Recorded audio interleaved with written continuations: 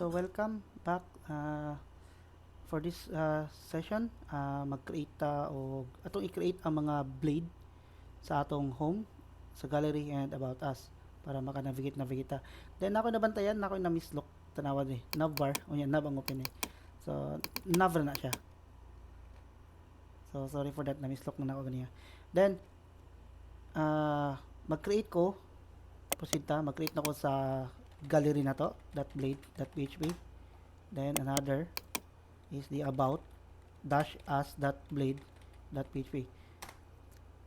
Sa blade, naka keybob case siya. So keybob case, if towards gani i-separate lang yung dash.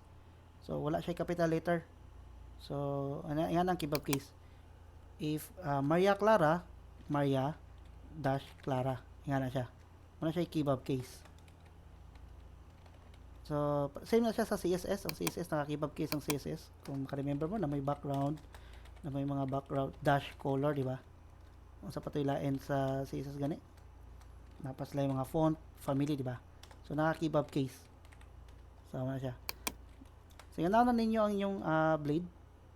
I-kibab case lang ninyo para medyo hindo siya tanawon. Okay, proceed ta. Sa home, so ako nang i-delete ng mga ibuhat na to dere. Ako siya i-copy, then i-paste lang po na ako. Then, pangalan lang po na ako siya, I am gallery. Then, copy lang na ako sa about us. Ako na pong pangalan siya, I am about us. So, i-save na ko siya tanan. So, na-save na ako na. So, ito reload page. Wrong URL. So, /home. Sorry. So, ini-click ako sa gallery. Manavigate na siya sa gallery. Kaso nga lang, okay. Sa itong web, wala na ako na-remove. So, dapat mag-return blade na sa tanan. So, gallery. Semicolon. Then, kanipod siya dari. Return view. Gallery. Kanili dapat ang about us. So, return na to ang blade name. So, about us. Then, siguro ano na to ni para limpyo. Para magsunod. Gallery, then about us. Return view, gallery. Nagpula. Okay na. Wala na rin ka-load. So, reload page na ko. So, na siya. About us. I-change siya about us. Home ko. Balik. Gallery. So, na tayo simple navigation. Karon, ang next problem na to aning format. Close na ako. Next problem na to aning format. If ever na ay additional kang navigation diri. So kinahanglan i-update nimo tanang navigation, di ba? For example, na kay additional diri unsa may itawag nito sa additional na to nga link. Home gallery about us. For example, FAQ na page. Frequently asked question. For example lang. So, ato na to ni home. Si home lang ang na-FAQ. If ato na sa gallery, wala siya FAQ. Ato na to sa about us, wala siya FAQ. So, kinahanglan pa nimo every blade, i-add pa nimo rin silang FAQ. So, medyo hassle na siyang apart. Then, gabalik-balik ang imong doc type. Imong HTML nga skeleton template. Nagbalik-balik siya, di ba? So, naay layouts si Laravel about ana sa blade. So, pwede na ta mag-add folder, pangalan na itong layouts. Then, under ni layouts, mag-create lang siguro tag pangalan itong app.blade lang. Or pwede nyo tawagon og main.blade.php kung may bahala, pero app.blade.php lang kung itawag. Then, sa app.blade, ako na lang i-paste diri ang syntax sa atong home. So, na ang FAQ. Arin documents. So, atong yung pangalan ng student. Application. Kaya mo may name.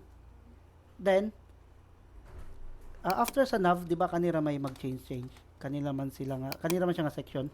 So, for example, stable na itong footer dira, di ba? Sa page, isa na mag-footer na tanan, mag-bike naman na. So, si navbar and the footer, usually, same lagi sa tanan. So, sa content sila maglahi kanina diri.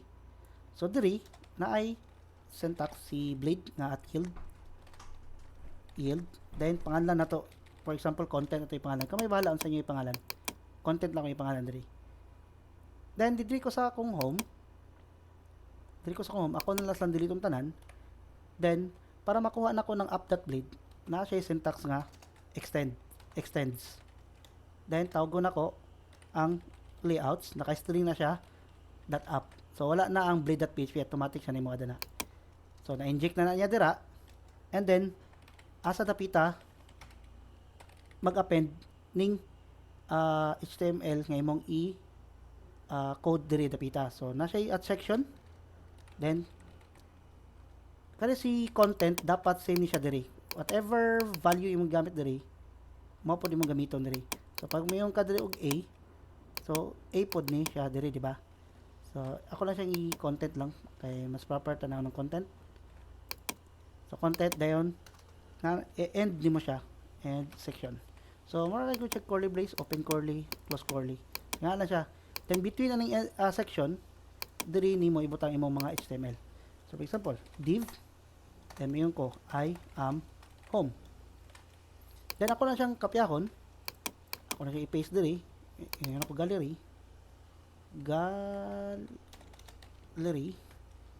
Dayon sa about us, i-paste lang po na ako. Ngayon na po about us. Then for example, naatay FAQ na. FAQ nga page. So faq.blade.php. So i-paste lang po na ako. I am FAQ. Then diri sa atong web, magdugang ta og route nga FAQ. So FAQ. Then pangalan sa blade FAQ. So yan ang structure. So ito na to. So load page na ako ang home. So nakita to, I am home. Ingadto na ako sa gallery. I am gallery, pero naara gyapon si this is a footer. Then nahanap po ng FAQ. Pero single file na lang siya. About us. So na si about us, dinalagyan po ng footer and the FAQ menu. And ang atong bag-ong menu, FAQ. So naisayop sa itong FAQ, balik ta diri sa atong app. Ang link na diri dapat /FAQ. So katulay kon lang nakulang. So i-click atong FAQ. So mo choose na siya FAQ dira, then I am FAQ. So single file na lang, mas dali na lang siya i-handle.